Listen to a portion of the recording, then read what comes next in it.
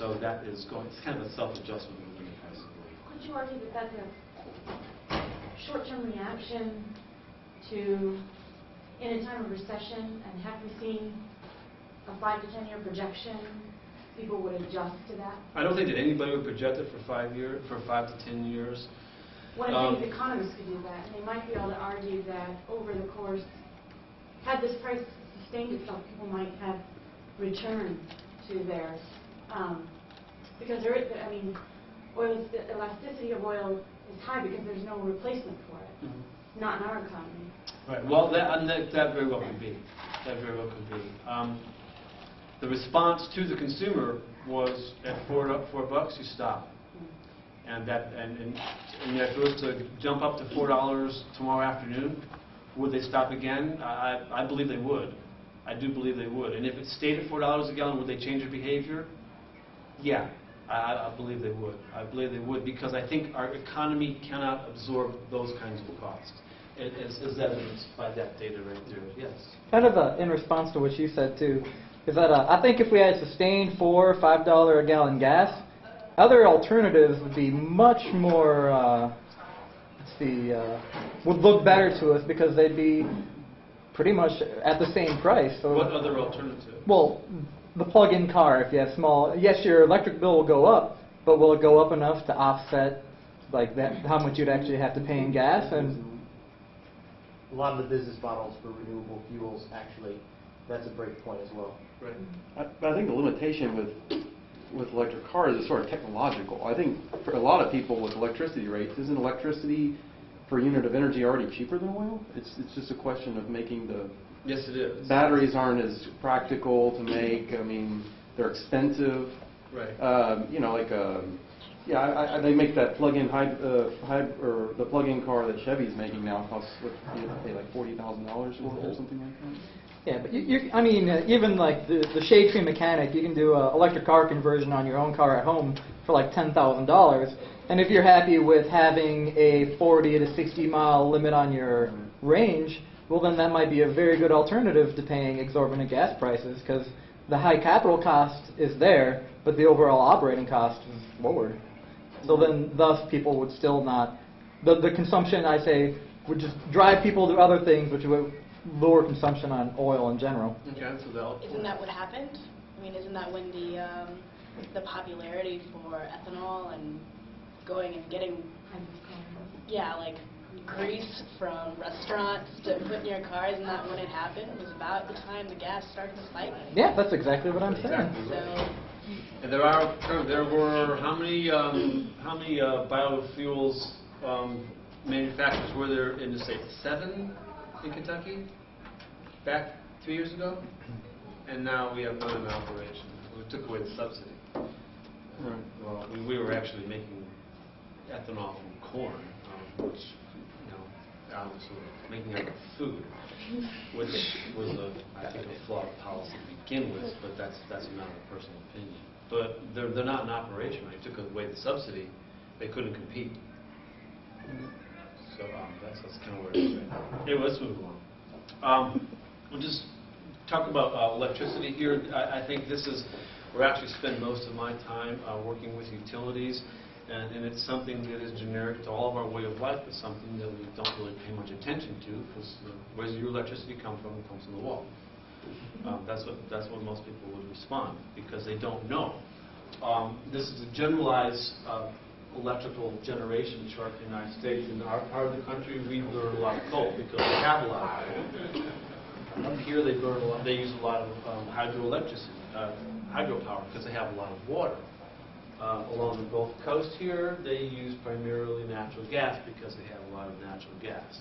And if you look at places like here and in the Northeast, they would use natural gas for other reasons, because they don't, and which we'll talk about in just a second. Okay, so basically, you use what you have. This is looking at the world production. 41% of the world's electricity is generated from coal. About half of our electricity comes from coal. Other places like South Africa, it's almost totally dependent on coal. China, they're now approaching 90% of their electricity. India is around 75% there. 93% in Poland and the former Soviet Empire. around 7. They've got coal, they're going to use the domestic resources that they have. If we look at hydro, we don't have a lot of hydropower available in the United States. However, they surely do in South America.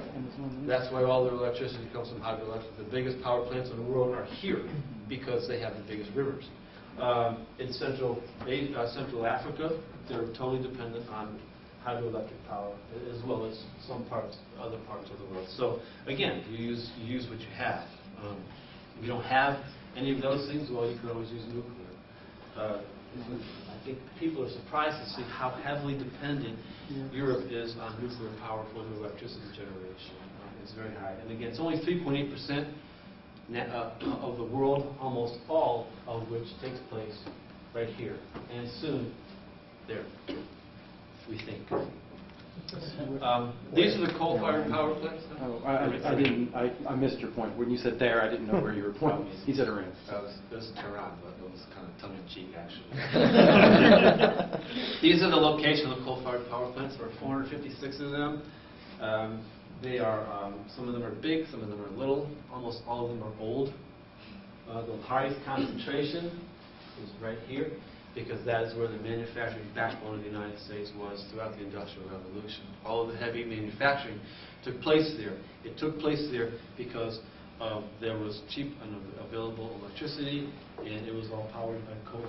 Now we're seeing that the manufacturing has shifted down to this part of the United States, and they are there because of coal. Because, again, the reason that Toyota is in Kentucky is because of our electricity.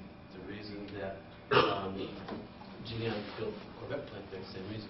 If you look at South Carolina, Tennessee, all the automobile manufacturing that's taking place in the United States takes place now. The new manufacturing down this part of the world because the utility rates are so low. Electrical production from coal, Kentucky's around 90%. We're not the highest, but we're up there, pretty high. Again, they don't burn much coal in California, but they do get their coal-generated electricity from here and here when the rivers stop flowing. The top 10 producers of electricity in the United States from coal, Texas, could be their own country. Out in front of everybody else in terms of the generating capacity. But the other ones are quite large. I think people are surprised that Ohio and Indiana, big industry up there. Foundries, steel, the heavy intensity. And the reason those industries are there, the reason the aluminum industry is in Kentucky is because of our electricity. A reason that some of them have left is because our electricity rates have gone up. So we don't make as much aluminum here as we did as recently as 3 years ago, because my electricity rates have gone up. They've doubled. Well, not doubled. They've gone up 50% in the last 3 years. Okay, so surprisingly enough, Georgia, the number 7 producer of electricity from coal, they have no coal in Georgia. They get their coal from Kentucky. They're one of our best customers. So is South Carolina. So is North Carolina. Okay. Natural gas-fired plants, you can see, as I said before, there's an awful lot of gas that is recovered here, so there's a lot of gas power plants there. However, and as well, you see them clustered in industrial areas, LA, San Francisco, and throughout the Northeast. We have high population density. You don't have room or want to deal with the infrastructure required for a coal-fired power plant. Natural gas is much simpler. You basically pipe it in. So that's why in high population density areas, you would see natural gas. So electrical production from natural gas across the country.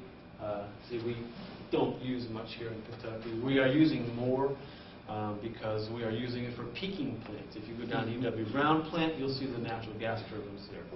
They will turn them on only when they have to because they can't afford to turn them on because of the price of natural gas. It was so high historically. They put those in because they could not afford to wait for 10 years for a permit to expand their coal capabilities, which was their first choice.